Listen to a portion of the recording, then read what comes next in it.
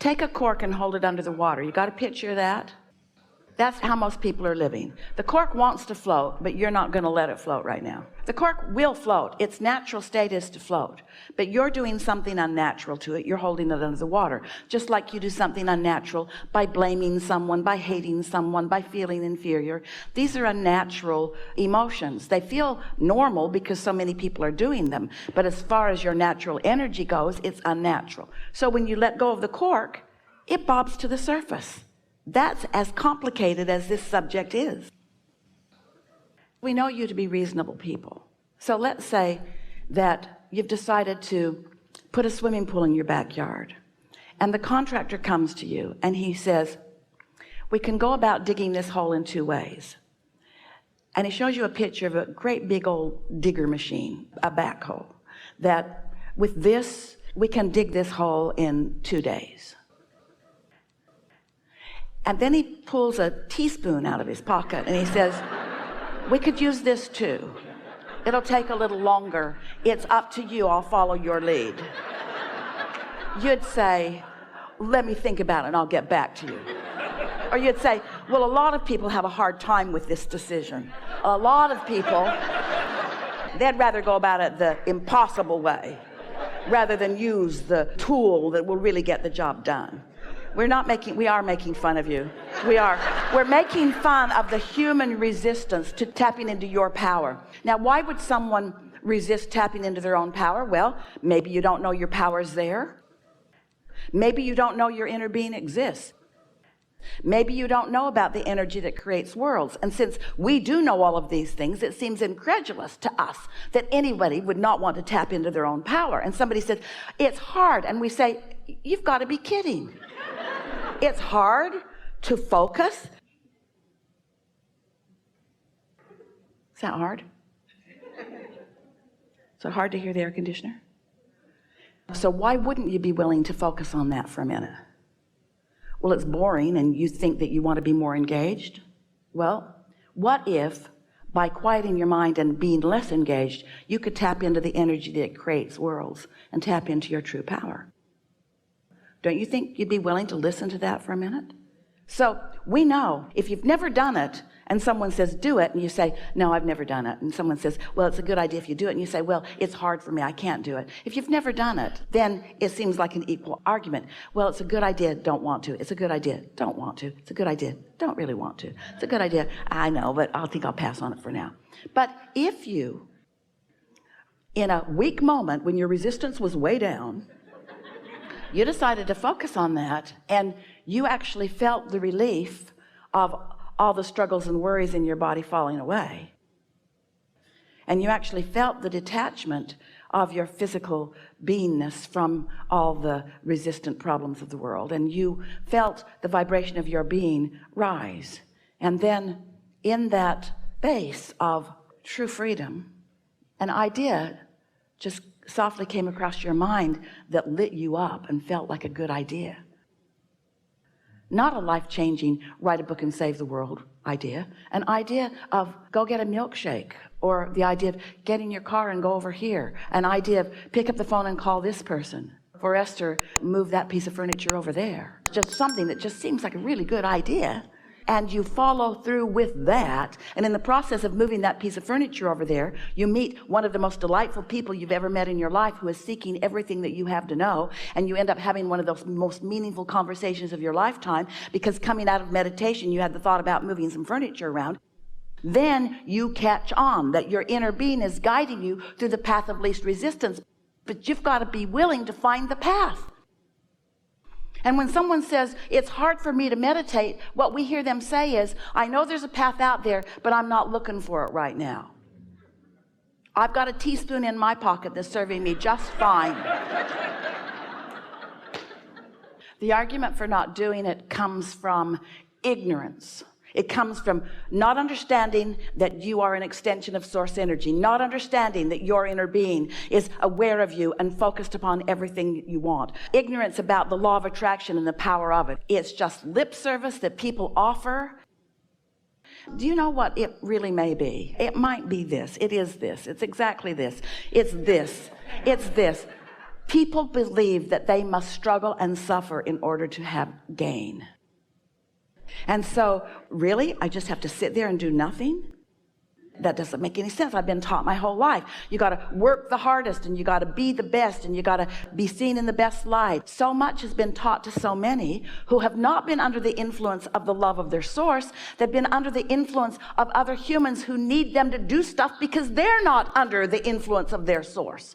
Think about it. If you don't know about source energy, aren't you going to try to gather a bunch of humans together and convince them to do your bidding? You need to not be selfish, they will say to you. Don't do what feels best to you. You need to follow these rules that feel best to me. And it's surprising that you don't say, wait, that feels off to me.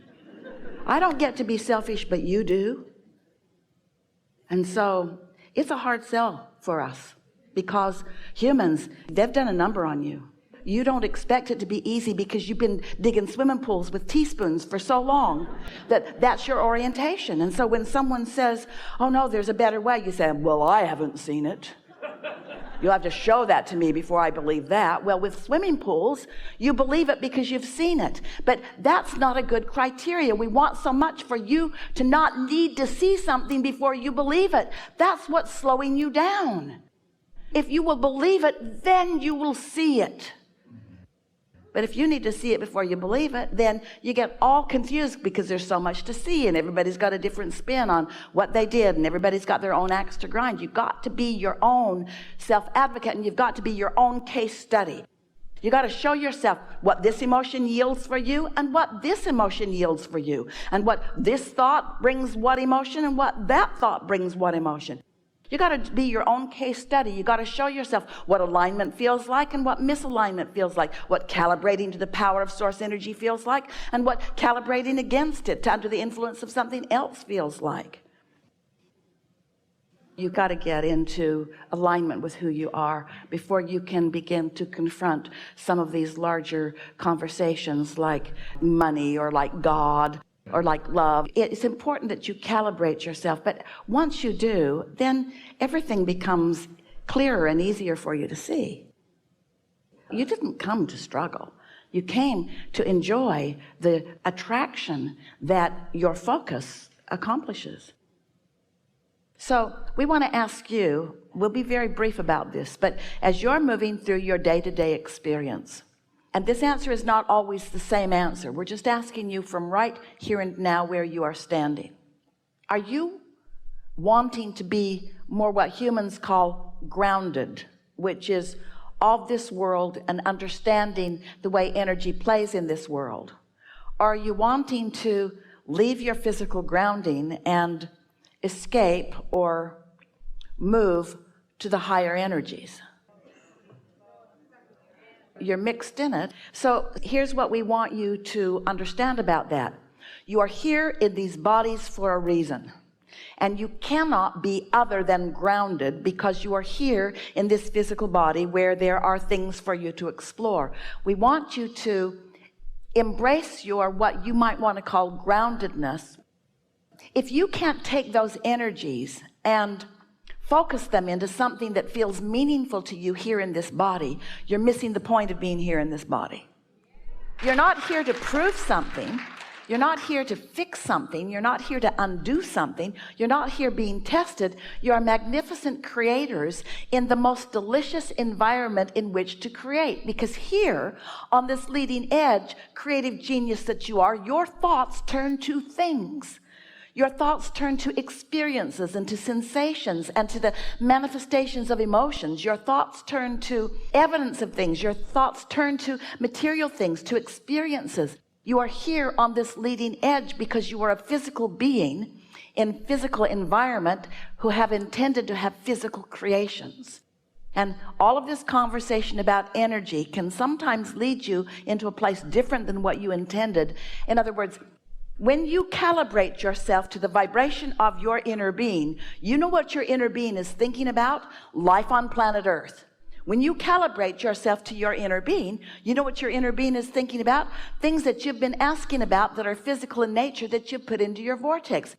Your inner being is thinking about your financial remuneration. Your inner being is thinking about your relationships with your girlfriends and your boyfriends. Your inner being is thinking about your relationships with your children and your employers. Your inner being is thinking about the things that you're inventing and discovering. Your inner being is thinking about your rendezvous. Your inner being, hear this, is thinking about what pleasure you might have in this moment as you allow yourself to rendezvous with the things that you have put into your vortex.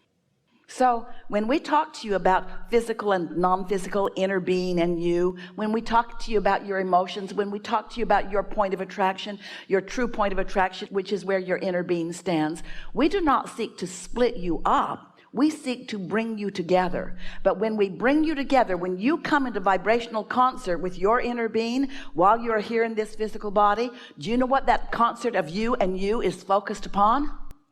Life on planet Earth. It's about living with each other and loving each other and acknowledging each other and uplifting each other. It's about seeing the things that make you feel like you want to praise them. It's about happy. It's about evolution. It's about expansion. It's about more. It's about color. It's about brightness. It's about sound. It's about music. In other words, don't let yourself think that all of this conversation that we have, while it's spiritual in nature and vibrational nature, don't let it distract you from the importance of you being here in this physical body. You're supposed to be here in this physical body, and you're supposed to like being here in this physical body. You're supposed to like your physical body. You're supposed to feel honored about being physical in this time and space. And the more you calibrate to who you really are, the more you will know all of these things, the more you will feel it. Esther, before she took her walk yesterday, she was doing her segment intending. And she always writes things that include feelings. And so she wrote, I love the feeling of this sweet air on my face, in my mouth, and in my lungs. I love smelling and feeling and eating this air. And then she said, I love meeting and knowing all these little critters who live on this loop, who often don't show themselves to me, but I know they're there. In other words, she was activating and salivating over her co-creators that she knew were going to be out here on this loop with her this day. She wrote more about other things, but as she's walking the loop, right away, the fragrance in the air was uniquely not fragrant in the sense that it was flowers. It was fragrant in the sense that there was enough moisture in the air that she could smell the ocean in it. And so she just sort of took it in. She felt her entire body rising to the deliciousness of that, like never before. And she knew for sure it was because she got out ahead of it and got herself prepared to recognize it when it met her. She was not reaching to be joyful. She was joyful in her writing. She didn't write to be joyful. She wrote because she is joyful. Can you feel the difference? This segment intending is about how I feel now. I feel loved. I feel blessed. I feel sure. I feel eager. I feel happy. I feel whole. I feel vibrant and alive. Can you feel what that's doing? It's activating her vibrational point of attraction. Then anything that is a vibrational match to how she feels must show itself to her. So Esther's been moving around life. She's been feeling pretty much that way for a long time, and life's been very, very good to her. But it is, so much more satisfying when she identifies something, as we're wanting to get you to do, identifies something, activates it in her vibration, savors it, writes words around it, sits and contemplates how those words feel, calibrating, and then deliberately moves out in the world so that the world can show her that it heard her calibration, that it honors her calibration, that it recognizes her calibration, that it is responding to her calibration. You are the creator of your own reality because you are the calibrator of your own vibration. You just got to accept that you are and do something about it.